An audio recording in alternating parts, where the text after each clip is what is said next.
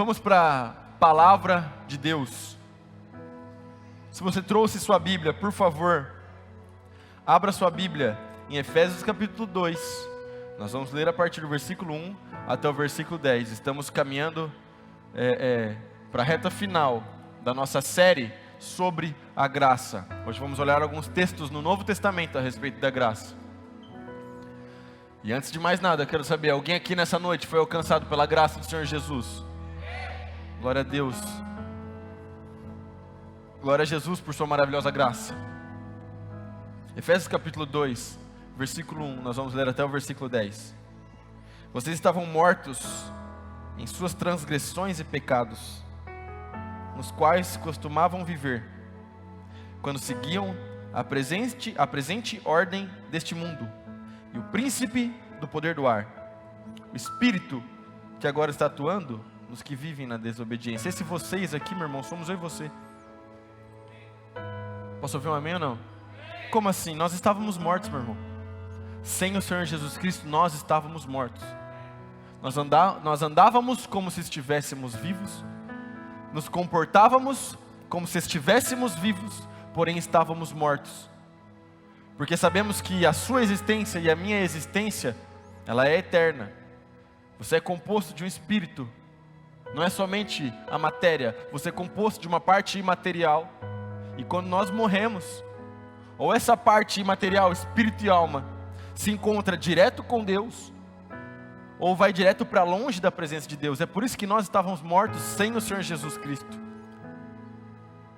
Anteriormente, todos nós também vivíamos entre eles, satisfazendo as vontades da nossa carne. Não era assim que a gente vivia quando não havíamos ainda nos encontrado com a graça do Senhor Jesus. Vivíamos somente para os nossos prazeres.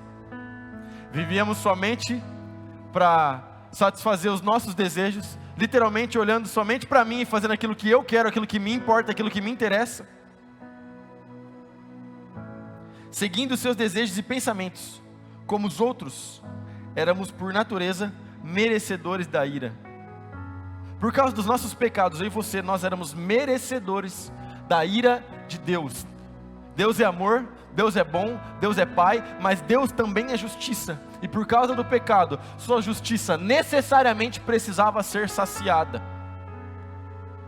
Todavia, Deus, que é rico em misericórdia, pelo grande amor com que nos amou, deu-nos vida com Cristo quando ainda estávamos mortos em transgressões. Pela graça vocês são salvos.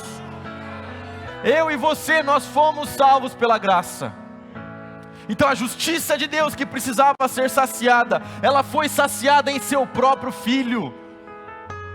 O profeta Isaías, desculpa, confundi. Tamo junto, Ozzy, obrigado. O profeta Isaías, ele descreve a morte do Senhor Jesus Cristo e ele diz que ao Senhor agradou moê-lo. O que significa isso? Significa que a justiça de Deus foi saciada no seu próprio Filho. Sabe, isso parece tão controverso, tão absurdo, mas isso aconteceu por amor a mim e a você. Por amor a mim e a você. Deus nos amou tanto, que Ele derramou a sua ira e a sua justiça sobre o seu Filho, para que nós hoje, ao invés de punição eterna, ao invés de morte eterna, hoje nós temos vida eterna, vida em abundância com Cristo Jesus. Hoje eu e você, nós iremos habitar na Nova Jerusalém, na cidade celestial que João viu descer do céu. Dá um amém no seu lugar, meu irmão. Isso foi de graça, de graça, de graça, de graça, de graça. O maior milagre que pode acontecer na vida de ser humano é o milagre da salvação. Nós buscamos outros milagres, nós buscamos outras coisas, mas o maior milagre que poderia ter acontecido na sua vida é o milagre da salvação. Glória a Deus. Tem alguém aqui que é salvo nessa noite? Você recebeu o maior milagre que poderia ter acontecido na sua vida. É o milagre de você ter trocado de natureza, meu irmão. Deus nos ressuscitou com Cristo e com Ele nos fez assentar nas regiões celestiais em Cristo Jesus, para mostrar nas eras que hão de vir a incomparável riqueza de sua graça, demonstrada em sua bondade para conosco em Cristo Jesus. Pois vocês são salvos pela graça, por meio da fé, e isto não vem de vocês, é dom de Deus, não por obras, para que ninguém se glorie, porque somos criação de Deus, realizada em Cristo Jesus, para fazermos boas obras, as quais Deus preparou antes para nós as praticarmos. Dá um amém no seu lugar. No quesito salvação, meu irmão, o Senhor Jesus Cristo fez tudo. Ele nos salvou, Ele derramou a salvação sobre a sua vida, Ele derramou a graça sobre a sua vida. Nós recebemos, a salvação não foi por obras, não havia nada e não há nada que nós possamos fazer para ser salvos, não há nada que nós possamos fazer para que nós possamos de alguma forma tentar perdoar os nossos próprios pecados, limpar os nossos erros, mas Jesus fez isso por nós, glória a Deus. Isso foi de graça. É por isso que nós estamos estudando a graça. Essa é a graça verdadeira. Num tempo onde a palavra da graça perdeu o seu verdadeiro teor bíblico, num tempo onde as pessoas estão confundindo a mensagem da graça com viver na libertinagem, no tempo onde as pessoas estão confundindo a verdade da graça com irresponsabilidade, estamos fazendo essa série para te ensinar que a graça de Deus, ela foi de graça para nós, mas ela custou um alto preço para o Senhor Jesus Cristo. Sobre essa graça que nós vamos conversar nessa noite. A salvação não vem de nós, para que ninguém se glorie, mas é dom de Deus. Dá um amém no seu lugar. Glória a Deus pela graça. Glória a Deus por aquilo que Jesus fez por nós. E a primeira coisa que nós queremos conversar nessa noite é que a graça de Deus nos faz viver uma nova história. Fala isso bem bonito. A graça de Deus nos faz viver uma nova história. E para conversarmos sobre esse tópico, nós vamos dar uma olhada na vida do apóstolo Paulo. Todo mundo conhece o apóstolo Paulo, o homem que sistematizou a nossa fé, escreveu praticamente metade do Novo Testamento. E o apóstolo dos gentios, um homem incrível, maravilhoso, cheio do poder de Deus. Lembra da conversão dele? Eu estava esses dias com o meu sobrinho Lucas lá em casa, e a gente estava assistindo um desenho, coloquei um desenho para ele, e no desenho aparece o apóstolo Paulo indo para Damasco, a cavalo. A Bíblia não diz que Paulo estava a cavalo, é a tradição cristã que diz que ele caiu do seu cavalo, mas é bem plausível, afinal de contas, essas viagens elas eram feitas dessa maneira. Porém a gente sabe muito bem que Paulo, a Bíblia deixa claro, Atos capítulo 9, Paulo estava movido pela ânsia de perseguir os seguidores de Jesus Cristo. Quando Estevão morreu apedrejado, jogaram as roupas de Estevão nos pés de Paulo. E o Paulo gostou daquela sensação. O Paulo gostou daquele negócio. E ele viu, ele era um judeu fervoroso, inteligentíssimo, aquele homem era um gênio. E ele gostou daquela sensação de perseguir cristãos. Ele ficou feliz com a ideia de Estevão apedrejado. Então ele vai para Damasco, autorizado pelos líderes religiosos da época. Os líderes, os escribas, aqueles que eram os especialistas no Novo Testamento. Especialistas na lei, sabiam a lei de cor, literalmente de cor. Mas os mesmos que gritaram Barrabás ao invés de Jesus. Rejeitaram Jesus. Então Paulo, ele está a caminho de Damasco, seguindo, para matar crente. A gente sabe pelo Sermão do Monte, Jesus Cristo deixa muito claro, que se você se irar contra alguém e pensar de matar, já matou no seu coração. Então é justo que eu possa dizer aqui que Paulo era um matador de crente. E quando ele está indo para Damasco, de repente, o Senhor Jesus Cristo aparece para ele. Uma luz intensa brilha na frente de Paulo, ele cai. E Paulo então vai testemunhar da sua conversão para um rei. Olha que interessante, Atos capítulo 26, versículo 12. Numa dessas viagens, eu estava indo para Damasco, com autorização e permissão dos chefes dos sacerdotes. Por volta do meio-dia, ó rei, estando eu a caminho, vi uma luz do céu, mais resplandecente que o sol, brilhando ao meu redor e ao redor dos que iam comigo. Todos caímos por terra. Então ouvi uma voz que me dizia em aramaico: Saulo, Saulo, por que você está me perseguindo? resistir ao aguilhão só lhe trará dor. Então perguntei: quem és tu, Senhor? Respondeu o Senhor: sou Jesus a quem você está perseguindo. Agora levante-se, fique em pé. Eu apareci para constituí-lo servo e testemunha do que você viu a meu respeito e do que eu lhe mostrarei. Eu o livrarei do seu próprio povo e dos gentios, aos quais eu o envio para abrir-lhe os olhos e convertê-los das trevas para a luz e do poder de Satanás para Deus, a fim de que recebam o perdão dos pecados e herança entre os que são santificados pela fé em mim. Dá um amém no seu lugar. A graça de Deus transforma o assassino em pregador. Eu vou falar de novo porque eu acho que você não entendeu. A graça de Deus transforma o assassino em pregador. Pregador da palavra. É isso que a graça de Deus faz. A graça de Deus transforma o pior pecador num santo homem de Deus. O próprio Paulo, depois que ele tem mais consciência da sua fé, no fim da sua vida ele escreve em uma de suas cartas: eu, Paulo, o pior dos pecadores. É interessante que quanto mais ele se aproximou de Cristo e quanto mais caminhada com Jesus ele teve, porque essa carta ele escreve, ele já estava preso, estava prestes a morrer. É interessante que quanto mais madura a sua fé, mais Paulo tinha consciência de que ele era pecador. Então mais consciência ele tinha do tamanho da graça na vida dele. Meu irmão, eu e você, quanto mais tempo passamos na presença de Deus, quanto mais tempo passamos estudando a palavra, quanto mais tempo passamos em relacionamento com Deus, mais percebemos o tamanho da graça que nos alcançou. Tem alguém aqui que foi transformado pela graça? Meu irmão, em nome de Jesus, faz uma reflexão. Pensa bem, como era a sua mentalidade antes de você se encontrar com Jesus? Qual era o tipo de lugar que você frequentava? Pensa, reflete. Qual era o tipo de coisa que você costumava consumir?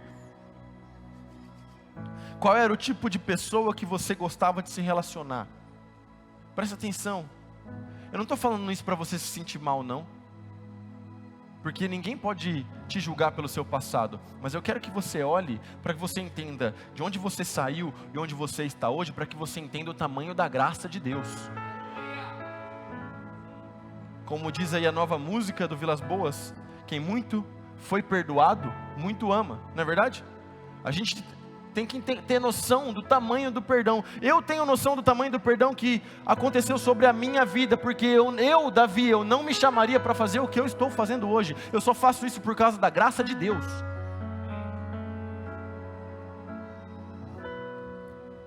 Meu irmão, Deus transforma o pior no melhor.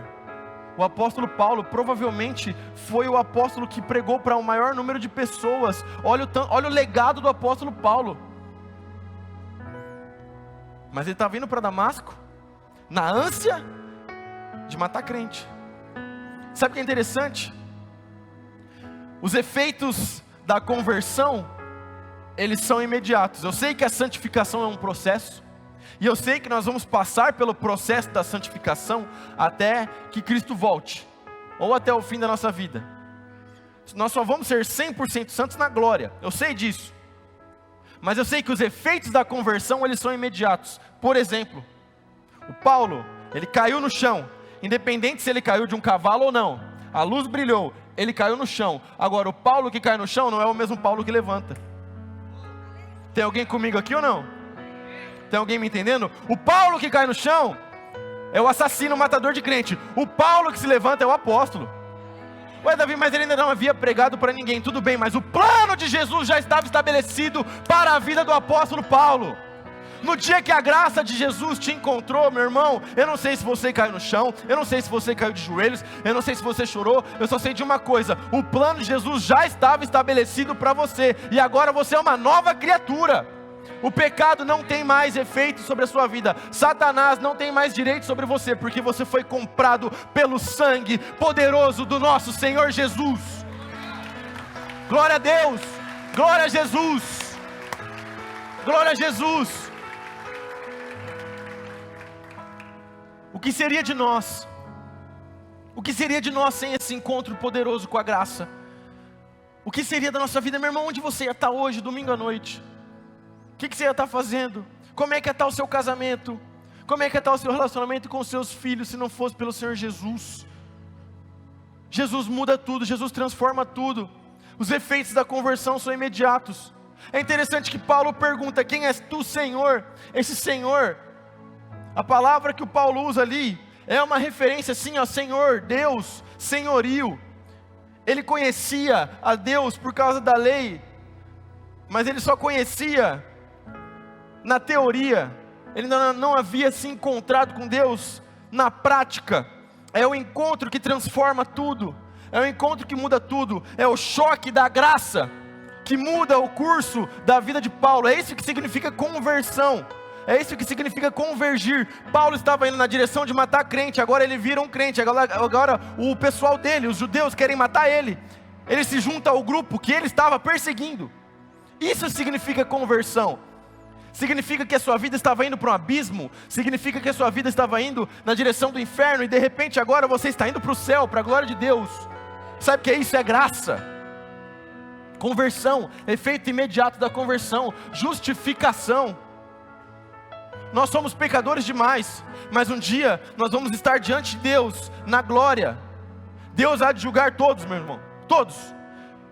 E um dia, quando Deus estiver nos julgando, Ele vai olhar para nós, mas Ele não vai ver mais os seus pecados, Ele não vai ver mais os meus pecados, mas Ele vai ver a justiça de Jesus, a justiça de Jesus. Em nós, você foi revestido da justiça de Jesus. Isso é imediato, isso aconteceu no momento da sua conversão, glória a Deus. Para um pouquinho, 10 segundos aí agora nesse culto, e glorifica a Deus por causa da justiça de Jesus por nós. Glória a Jesus, glória a Deus, obrigado Jesus.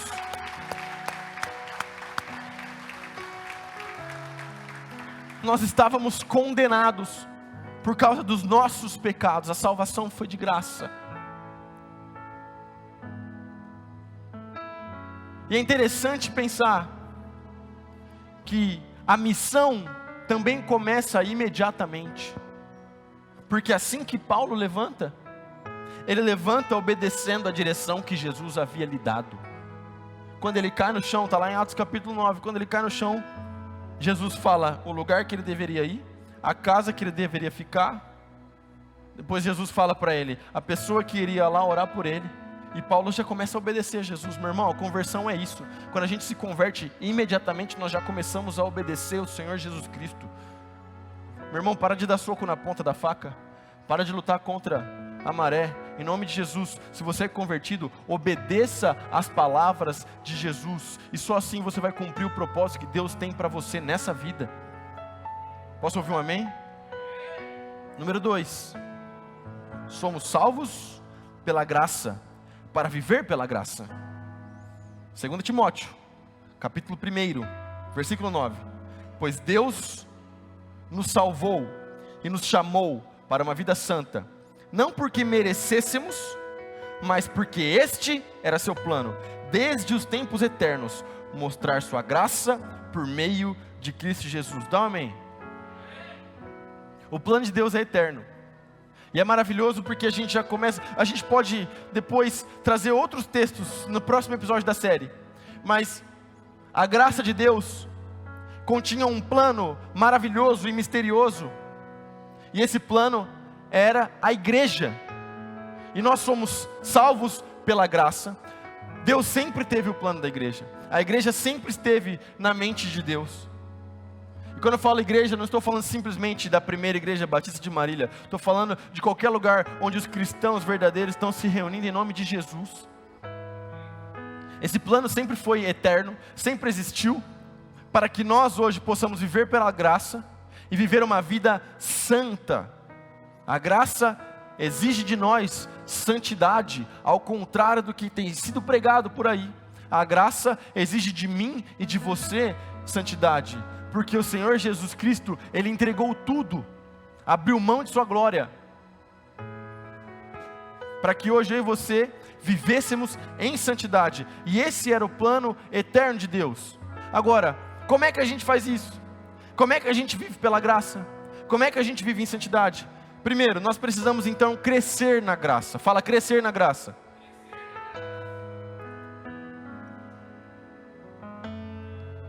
A vida do cristão é movimento. Posso ouvir um amém? A vida do cristão é movimento. A vida do cristão não é parado. O crente não fica estagnado no mesmo lugar. E quando eu estou falando do mesmo lugar, não estou falando só da sua vida profissional, não estou falando só simplesmente de você ser promovido no seu emprego. Não é isso que eu estou falando. Eu estou falando que a sua vida com Deus, a sua vida espiritual, a sua vida de oração, a sua vida de leitura da palavra, a sua vida devocional, a sua fé, a sua jornada cristã, ela é movimento. O crente não fica parado. Como assim? Ora, como muito bem o pastor David disse hoje cedo, tem gente que está contando o mesmo testemunho desde 2014. Não está colhendo testemunho novo. Não tem história nova. Está parado no passado. Teve um encontro com Deus maravilhoso, lindo, legal demais. Como é que foi sua conversão? Olha, meu amigo me chamou para a célula, glória a Deus. Cheguei na célula, eu não sabia o que estava acontecendo, mas senti um negócio no meu coração. Meu estômago começou a borbulhar. Oraram por mim, perguntaram se eu queria entregar minha vida para Jesus. Eu entreguei, glória a Deus. Quando isso aconteceu? 2012. Amém, irmão? E de 2012 para cá, cadê a vida com Deus? Cadê a vida de oração? Cadê as experiências? Cadê a leitura da palavra? Cadê as pessoas que você ganhou para Jesus? Cadê os seus frutos? Cadê o fruto de transformação? Cadê o fruto de gente chegando para a igreja? A vida do crente é movimento. Você cresce na graça de Deus. A vida do crente é isso. A gente não fica parado. Sabe? Aquele crente que você pergunta, chega e encontra com a pessoa, e aí, meu irmão, como é que tá? Estou na luta. Glória a Deus, amém. Vai vencer em nome de Jesus. Na semana seguinte, como é que tá, meu irmão? Estou na luta. Glória a Deus, em nome de Jesus. 1 ano depois, estou na luta. Meu irmão? E aí? Vamos andar. Tem gente que nem 10, 15 anos de convertido, não leu a Bíblia inteira uma vez. Misericórdia. Misericórdia. Ah, Davi, mas você não sabe como que é minha agenda, você não sabe como é meu tempo. Bom, então você está chamando todo mundo que lê a Bíblia de desocupado. Meu Deus, vamos lá, gente. A vida do cristão é movimento. A vida do cristão é para frente. Como eu sempre gosto de falar desse assunto, o texto que eu mais gosto de usar é o texto que Jesus fala que as portas do inferno não prevaleceriam sobre a igreja. Isso significa um claro movimento da igreja avançando, da igreja andando, da igreja em movimento, estourando a porta do inferno e saqueando as pessoas de lá e levando as pessoas para o reino da luz. Você é parte desse movimento.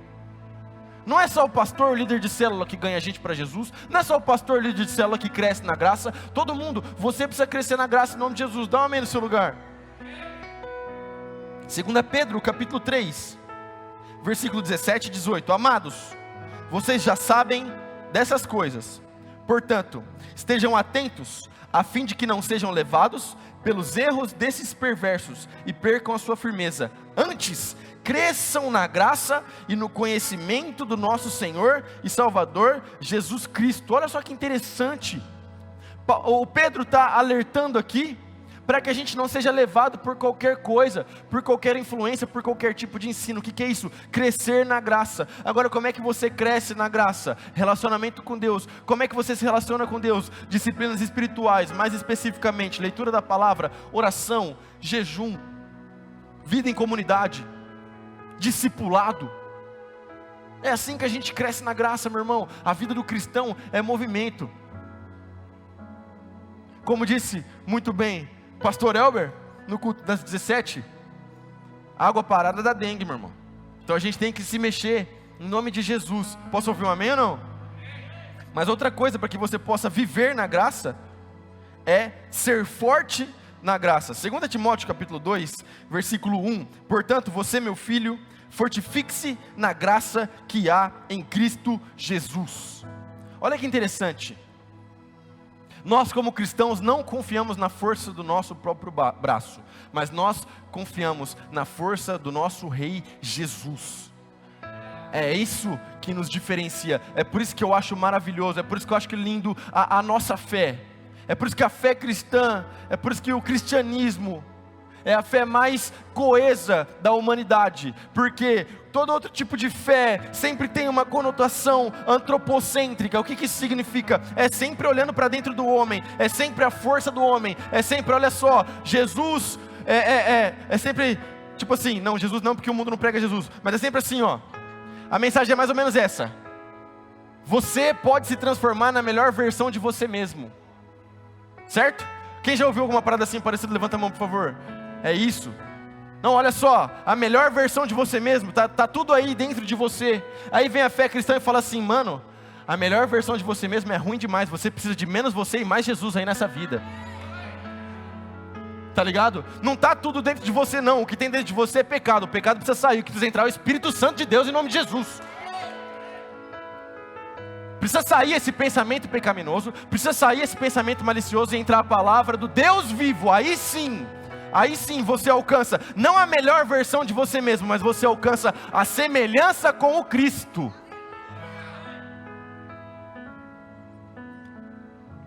Uma outra coisa que nós precisamos para viver pela graça é permanecer firme na graça. Romanos capítulo 5, versículo 1 e 2. Tendo sido, pois, justificados pela fé, temos paz com Deus, por nosso Senhor Jesus Cristo, por meio de quem obtivemos acesso, pela fé a esta graça, na qual agora estamos firmes e nos gloriamos, na esperança da glória de Deus. Dá um amém no seu lugar. Estamos firmes na graça. Firmeza tem a ver com fundamento, tem a ver com o lugar onde você está construindo a sua vida, usando as palavras de Jesus, onde você está construindo a sua casa, se você está construindo a sua casa sobre a rocha ou não. Então, para que você possa construir a sua casa, na solidez da rocha, que é o Senhor Jesus Cristo, você precisa ter esse encontro com a graça e conhecer o Evangelho. Não depositar a sua vida e construir a sua vida num evangelho picotado, em recortes do evangelho que te agradam mais. Pegar algumas coisas legais da internet e selecionar, eu gosto desse pastor, eu gosto da teologia desse cara, eu gosto desse livro, vou montar aqui a minha fé, construir a minha casinha. Não, sabe por quê? Porque se isso acontecer, quando a chuva vier, quando o vento vier, a sua casa está construída sobre areia e vai ruir. Mas agora, se você fundamentar a sua fé na verdadeira graça, no evangelho da graça, na palavra de Deus, aí sim, a sua vida, a sua família está completamente fundamentada na rocha que é o Senhor Jesus Cristo. Pode vir chuva, pode vir vento, pode vir problema, você permanece firme na fé que Deus te deu. O problema é que quando a gente deposita a nossa fé em qualquer outra coisa, nas nossas emoções, nos nossos sentimentos, naquilo que eu quero que Deus faça, tudo fica extremamente vulnerável. E aí quando as coisas não acontecem do jeito que eu imaginava, a fé quebra. Quantas vezes a gente já não viu isso acontecer aqui nessa igreja? A pessoa entra em crise, Deus não é bom, Deus não existe, não quero mais nada com a igreja, porque estava com a fé fundamentada em outros lugares, estava com o coração depositado em pessoas, em líder, e não verdadeiramente no Senhor Jesus Cristo e na sua graça. Terceiro ponto, o poder da graça de Deus. Fala assim, meu irmão, graça também é poder. Graça tem tudo a ver com perdão, e nós já falamos sobre isso aqui, glória a Deus pelo nosso perdão, mas graça também é poder. O negócio é que quando a gente fala de poder de Deus, o pessoal já confunde as coisas, já acha que poder de Deus é só o manto, só o reteté, vou entregar o CPF do meu irmão aqui. Isso também é poder de Deus, glória a Deus por isso, glória a Deus pelos dons espirituais. Mas poder de Deus é muito mais que isso. Sabe por quê? É poder de Deus para te impulsionar a viver em santidade. Porque quando alguém não se encontra com a graça, tudo que essa pessoa faz é só pecado. Mesmo que pareça aos nossos olhos uma atitude muito nobre, muito bonita, no final das contas é pecado. Porque a Bíblia deixa muito claro que as nossas boas obras, boas ações, sem Jesus, sem o Espírito Santo, são trapos de imundícia, sujeira. Mas quando Jesus está em nós, aí sim nós podemos viver uma vida santa, que agrada a Deus, e podemos viver uma vida sem pecado. O poder de Deus nos impulsiona a não pecar. Glória a Deus por isso. Sabe por quê? Porque se não fosse o poder de Deus, a gente só ia pecar, meu irmão. A gente ama pecar. Se pecado fosse ruim, ninguém pecava. Pecado é bom. É por isso que a gente gosta de pecado. O negócio é que o Espírito Santo habita em nós, e o poder de Deus, o poder da graça de Deus, nos capacita, nos impulsiona a viver em santidade. Tito, capítulo 2, versículo 11 até o versículo 14, pois a graça de Deus foi revelada, e a todos traz salvação. Somos instruídos a abandonar o estilo de vida ímpio e os prazeres pecaminosos. Neste mundo perverso, devemos viver com sabedoria, justiça e devoção, enquanto aguardamos esperançosamente o dia em que será revelada a glória de nosso grande Deus e Salvador, Jesus Cristo. Ele entregou sua vida para nos libertar de todo pecado, para nos purificar e fazer de nós seu povo inteiramente dedicado às boas obras. Dá um amém no seu lugar. Logo, nós aprendemos que a graça não é justificativa para a gente pecar, como alguns falam por aí. Porque afinal de contas, se Deus vai me perdoar, então eu faço o que eu quero, eu peço perdão, eu vou no culto domingo à noite, eu dou uma lavada na alma e está tudo certo. Afinal de contas, se eu pecar, Deus me perdoa e a graça vai ser maior ainda na minha vida. E a resposta é não. Exatamente porque a graça te alcançou e exatamente porque você compreendeu que a graça te perdoou, que agora você não peca para honrar a graça de Deus. Faz sentido o que eu estou falando ou não? A gente se afasta do pecado por causa da graça, não se aproxima do pecado por causa da graça. Misericórdia. Essa teologia pode vir de qualquer outro lado, menos do Espírito Santo de Deus. Fuja de quem fala essas coisas para você. A graça de Deus te impulsiona a viver em santidade. Mas como nós estamos falando, a graça é poder. Poder para viver em santidade, mas também poder para cumprir a missão. Dá um amém no seu lugar. Poder para cumprir a missão. Sabe o que isso significa? Significa algo muito simples, que o poder de Deus, ele não é só sentimento, ele não é só emoção, mas ele é para que você trabalhe também. Obrigado, amor. Tinha tomado minha água toda aqui, estava precisando de um refil. Tá vendo, gente? Casem bem, mas só chamar para minha esposa.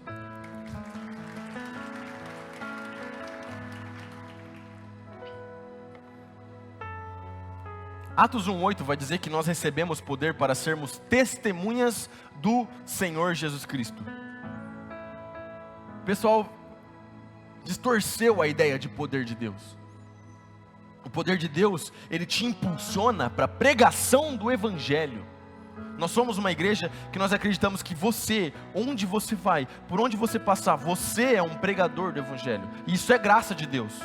É graça de Deus sobre a sua vida, porque Ele confiou sobre você, sobre mim, a missão da pregação e da expansão do reino de Deus na cidade de Marília. Então isso é graça, nós somos impulsionados. Então não baseie a sua fé simplesmente em eu vou para o culto domingo e eu vou ouvir o pastor pregar e está tudo certo, mas que você possa compreender quem você é em Cristo, compreender a graça que te alcançou e compreender que você também possui uma missão. O ID do Senhor Jesus Cristo, a grande comissão, ela não é só para líder de célula, ela não é só para o seu supervisor, ela não é só para o seu pastor, ela é para todos. Posso ouvir um amém? Tem alguém aqui que é um pregador do Evangelho? Dá um amém no seu lugar. Essa semana, eu não sei quantas pessoas você vai encontrar na rua, eu não sei com quantas pessoas você passa o dia, eu não sei quantas pessoas passam por você no seu trabalho. Faz um cálculo mental rápido aí. Quantas pessoas você encontra por dia? Se você trabalha de segunda a sexta, depois faz isso vezes 5. Pensa bem, quantas dessas pessoas você não poderia ter pregado o Evangelho? A graça de Deus te impulsiona para isso. Olha que interessante, 1 Coríntios capítulo 15, versículo 10. Mas pela graça de Deus, sou o que sou. E a sua graça que me foi concedida não se tornou vã. Pelo contrário, trabalhei muito mais do que todos eles. Todavia, não eu, mas a graça de Deus comigo. Dá um amém no seu lugar. O Paulo tinha tanta consciência da graça que ele sabia que ele era apóstolo por causa da graça de Deus, ele sabia que ele trabalhou para Deus por causa da graça de Deus, ele sabia o tanto que ele tinha trabalhado para Deus por causa do tamanho da graça, meu irmão. Então, quando você tem consciência do tamanho da graça que te alcançou, quando você tem consciência do tamanho do perdão que te alcançou, você também tem consciência do tamanho da missão que te foi concedida. E eu estou aqui já para te apresentar o seu primeiro campo missionário, a sua casa, a sua família. Porque toda semana alguém me procura, alguém procura o Osias, alguém procura o pastor David, toda semana, e alguém fala assim: eu tenho chamado pastoral, olha, meu sonho é ser missionário, eu quero atravessar o Atlântico e pregar em outros continentes. Glória a Deus, meu irmão, começa pregando aqui em Marília, no nosso quintal, começa dando fruto aqui, porque se você não dá fruto aqui, você não vai dar fruto em outro país do mundo. Começa pregando aqui, começa ganhando os da sua casa, começa ganhando os da sua família, começa ganhando as pessoas da sua sala da faculdade, as pessoas do seu trabalho. Em nome de Jesus, você possui uma missão. Tenha noção tenha consciência de quem você é, da sua missão como cristão. A sua vida deve glorificar a Deus. Caminhando para o final. Quarto ponto. A graça de Deus é tudo o que nós precisamos.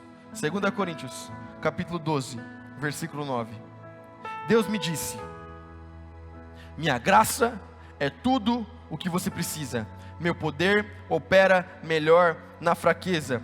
Portanto, agora fico feliz de me orgulhar nas minhas fraquezas, para que o poder de Deus opera por meu intermédio. Dá um amém no seu lugar. Olha só. A graça de Deus é tudo o que nós precisamos. Sabe, ao contrário das coisas desse mundo, ao contrário da ordem deste século, Jesus Cristo nos deixa uma direção muito clara. Ele fala assim: buscai primeiro o reino de Deus e a sua justiça, e as outras coisas nos serão acrescentadas. Sabe o que significa as outras coisas nos serão acrescentadas? Significa graça de Deus sobre a minha vida e sobre a sua vida. Nós precisamos buscar Deus, meu irmão. É tempo de buscar Deus. É tempo de amar Deus como nunca antes, meu irmão. É tempo realmente de ter uma fé madura, de ter uma fé sólida na palavra de Deus. É tempo de que você possa aprender mais sobre a graça, consumir mais sobre a graça, meu irmão. Porque tem tantas vozes falando para você aí no mundo. Você liga a TV, tem pessoas dando opinião sobre tudo. Você abre a internet, tem vídeo de todo mundo dando opinião sobre tudo. A internet deu voz para todo mundo, e todo mundo pode falar o que quiser, inclusive sobre a nossa fé. A pergunta é: qual é a voz que você tem ouvido na sua casa? É a voz do Deus da graça, ou as vozes desse mundo, dos influenciadores desse mundo, que querem moldar o seu pensamento de qualquer outra forma, menos com o caráter de Cristo? A graça de Deus é tudo o que nós precisamos. Quer saber como conduzir a sua vida? Leia a palavra de Deus, se encontre com a graça de Deus. Quer saber como cuidar dos seus filhos, ensinar os seus filhos? Ensina os seus filhos sobre a graça de Deus. Quer saber como ter um casamento abençoado, uma vida abençoada com a sua esposa, com o seu marido? É a graça de Deus que vai orientar vocês. É a palavra de Deus, é a vida com Deus. Quer saber como se comportar no seu trabalho, como ser um homem de Deus, como ser uma mulher de Deus por onde você passar? Manifeste a graça de Deus por onde você passar, porque a graça de Deus é tudo que eu e você precisamos nas nossas vidas. Aqueles que não se encontraram com a graça são escravos do pecado. E é interessante pensar a respeito disso, porque estes são os mesmos que pensam que nós somos escravos de uma religião. Pelo contrário, nós não somos escravos de nada, nós somos libertos pelo sangue de Jesus. Jesus Cristo quebrou as cadeias do pecado, quebrou as nossas amarras. Jesus Cristo libertou a nossa mente do domínio do inferno, do domínio do pecado. E hoje nós somos impulsionados a viver em santidade. Somos completamente libertos pelo sangue de Jesus. Isso foi de graça. Mas nesse mundo ainda existem pessoas que não foram libertas pela graça, que não foram alcançados pela graça. A missão é minha e sua. Nós devemos pregar o Evangelho. Nós devemos pregar o Evangelho da graça, como o apóstolo Paulo fez, como os discípulos fizeram, como os santos homens e mulheres de Deus que passaram por essa terra fizeram. E eu quero concluir contando uma história para você. Eu já contei essa história aqui, mas eu quero contar de novo, porque eu contei ela tem uns 2 anos, eu acho. Uma vez, em 2015, eu fiz uma viagem com meu pai.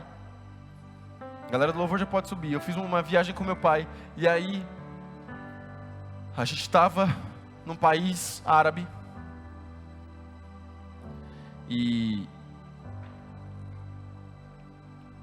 a gente estava indo para Israel e a gente desceu do aeroporto e tal, a gente chegou no hotel e tava uma caravana de brasileiros com a gente. Alguns entraram no hotel para dormir, outros saíram e tal, e ficou um grupo, eu, meu pai e um grupo. Eu era o único do grupo que falava inglês, o resto ninguém falava inglês. E a gente estava com muita fome, é uma viagem muito grande, até pousar no aeroporto de Dubai, é um tempão. Então quando a gente chegou lá, mesmo que a gente tenha comido no avião, eu estava morrendo de fome. Então a gente falou assim, vamos sair andando pela rua, e vamos ver se a gente encontra o famoso M amarelo do McDonald's, ou um Burger King, ou qualquer coisa que seja familiar para nós, para que a gente possa se alimentar. A gente está morrendo de fome, e depois a gente volta para o hotel. E a gente saiu andando, chegou um ponto que o Wi-Fi do hotel não pegava mais, não tinha mais internet na rua, a gente estava simplesmente andando. Obviamente, ninguém ali falava o idioma nativo. E a gente saiu andando, costurando as ruas, num bairro. Mas de repente a gente passou por uma esquina, e essa esquina, ela era de vidro assim, tudo fechado. Mas um homem muito simpático, com um bigodinho, uma barbinha, ele estava todo de branco. Ele abriu a janela, ele pôs metade do corpo para fora assim, e ele viu o nosso grupo.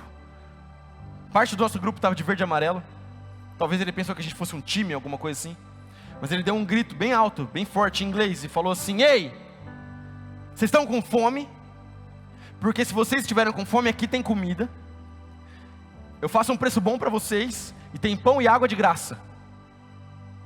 Eu traduzi para o grupo, a gente topou.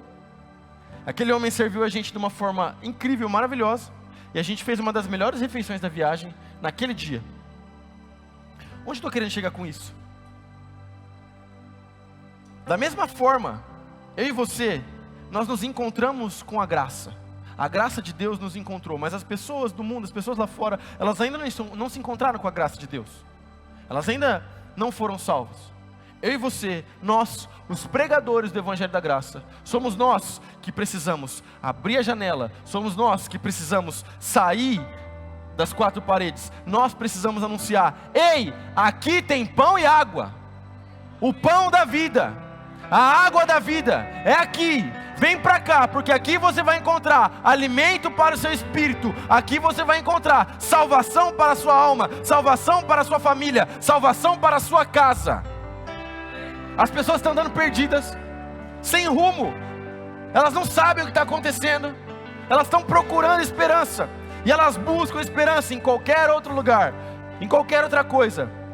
Mas a esperança é uma pessoa que foi enviada por causa da graça de Deus, e essa pessoa é o nosso Senhor Jesus Cristo, autor e consumador da nossa fé.